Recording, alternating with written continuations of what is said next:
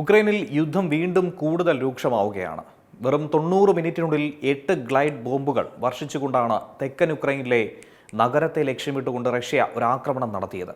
ഇപ്പോൾ ലോകശ്രദ്ധ പിടിച്ചുപറ്റുന്ന ഒരു ആക്രമണം കൂടിയായിരുന്നു. കുറഞ്ഞ സമയത്തിനുള്ളിൽ കൂടുതൽ ആക്രമണം ഘടിപ്പിക്കുന്ന, ആഘാതം നൽകുന്ന രീതിയിലുള്ള ഒരു യുദ്ധമുറ. ജനവാസ മേഖലകളിൽ നടന്ന ആക്രമണത്തിൽ ഒരാൾ കൊല്ലപ്പെടുകയും 31ഓളം പേർക്ക് പരിക്ക് സംഭവിക്കുകയും ചെയ്തു. 4 ജില്ലകളിലായി 22 അപ്പാർട്ട്മെന്റ് കെട്ടിടങ്ങൾക്ക് കേടുപാടുകൾ സംഭവിച്ചുവെന്ന റിപ്പോർട്ടും പുറത്തുവരുന്നു.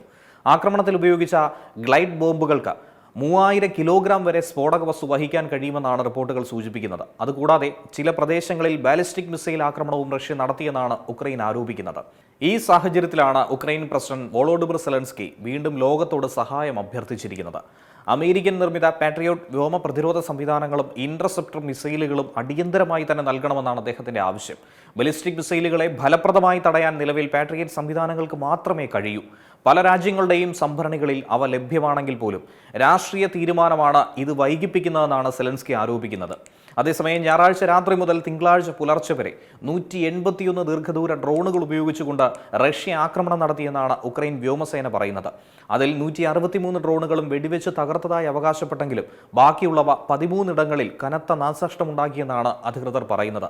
മറുവശത്ത് കരിങ്കടലിലും മെക്കോളൈവ് തുറമുഖത്തിനടുത്തും ഉക്രൈൻ സൈന്യത്തിനായി ചരക്ക് കൊണ്ടുപോവുകയായിരുന്ന 4 കപ്പലുകളെ ലക്ഷ്യമിട്ടതായി റഷ്യൻ പ്രതിരോധ മന്ത്രാലയം സ്ഥിരീകരിച്ചു.